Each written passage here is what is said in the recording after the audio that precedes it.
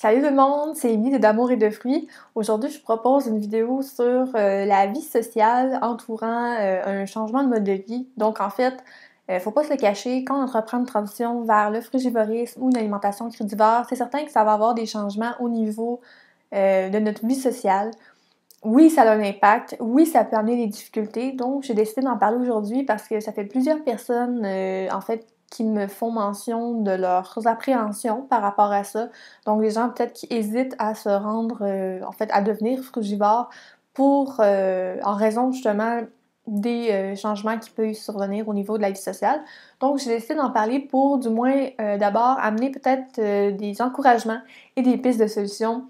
Vous n'êtes pas seul à vivre ça, puis je pense que c'est vraiment pertinent de ne pas se laisser arrêter par ces appréhensions-là pour aller vers le frugivorisme, parce qu'il y a des solutions, il y a moyen de passer à travers tout ça. Oui, il y a des changements au niveau de la vie sociale qui surviennent quand on va vers le frugivorisme, mais sérieusement, c'est tout à fait possible de passer à travers puis d'apprécier le processus pour devenir frugivore, même avec les changements que ça amène au niveau de la vie sociale.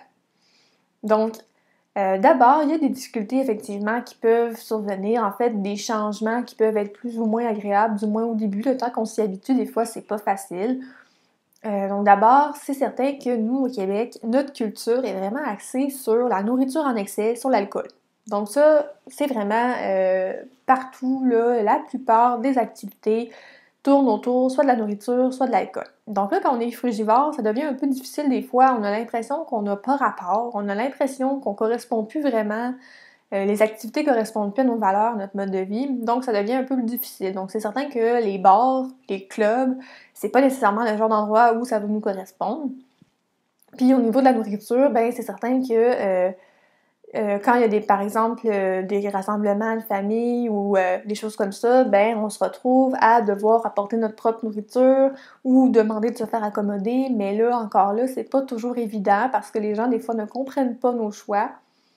Et bon, des fois, ça amène des discussions désagréables, tout ça.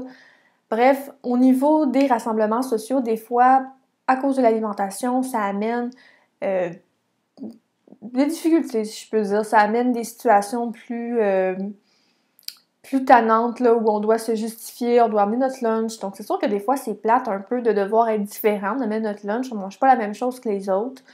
Quand on va au restaurant, par exemple, on n'a pas toujours des options. Donc là, on se retrouve parfois à aller dans des restaurants où on n'a rien à manger. Donc là, on va juste faire acte de présence. On est là et on commande pas.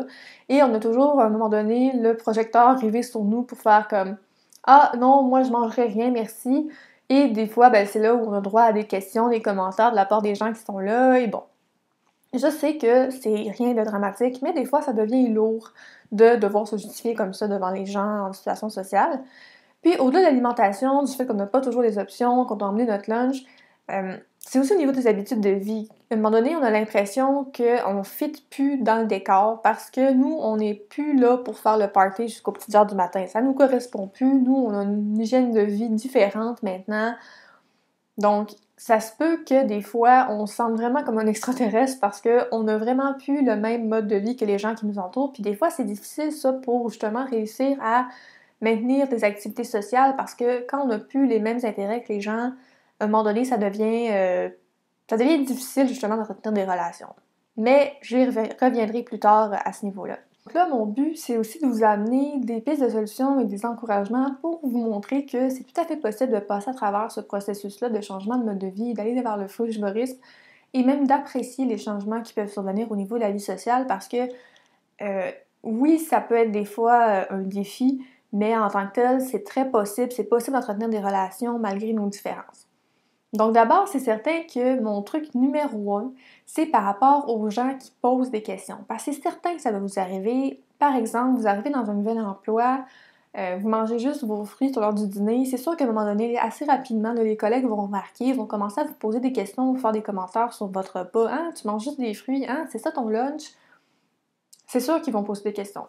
Mon truc numéro un, c'est de rester vague dans vos réponses. Répondre par exemple, ah ouais, j'essaie ça, là, pour voir si je vais me sentir mieux.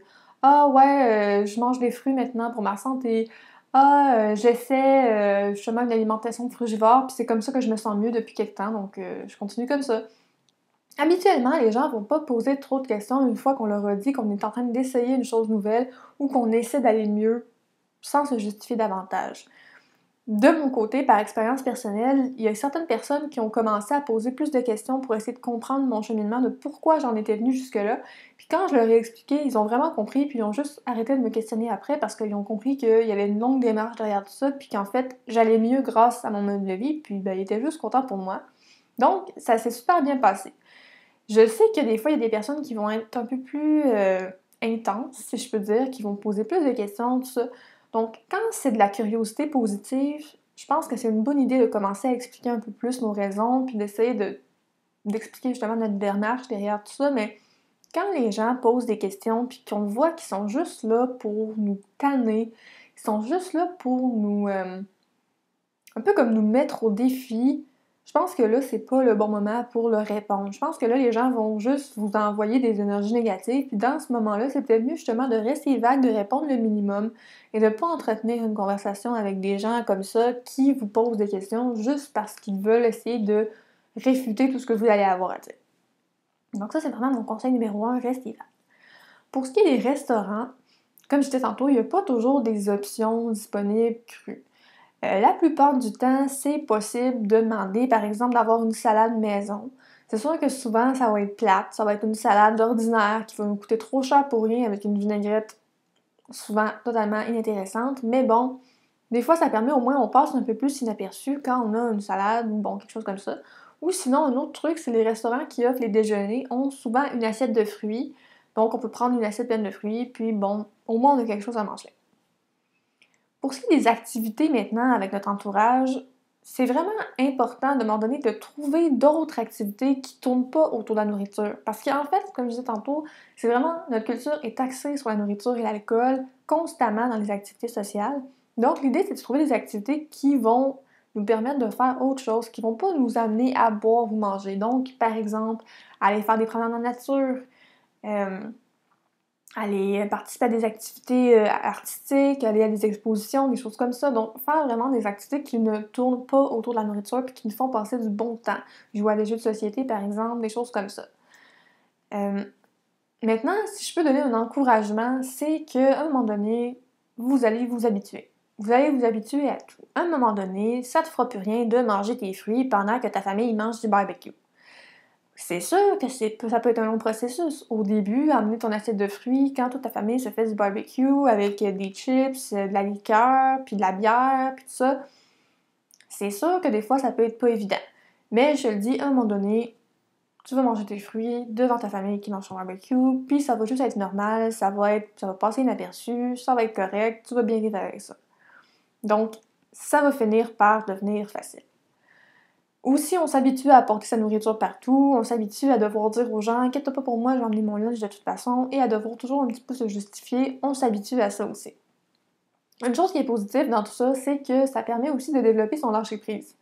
À un moment donné, c'est de se dire « Mais regarde, je m'en fous de ce que les gens vont penser, là. Je vais emmener mes fruits, puis ils diront ce qu'ils voudront. » Parce que moi, au début, j'étais du genre, justement, à me soucier un peu de ça, ça me tentait pas de me faire juger, ça me tentait pas de me justifier, puis je me dis « Ben, coudonc, si les gens me jugent, ben la prochaine fois, j'irai pas. La prochaine fois, ils me verront pas. Je leur ferai pas le cadeau de ma présence. Parce que s'ils sont pour me juger parce que je mange des fruits, ben j'ai pas envie de les avoir dans ma vie. » Donc ça développe justement un lâcher-prise qui permet ensuite de réformer les relations pour avoir des relations de meilleure qualité avec des gens qui vraiment nous respectent dans notre mode de vie. Et ça, d'ailleurs, ça va être le sujet de ma prochaine vidéo.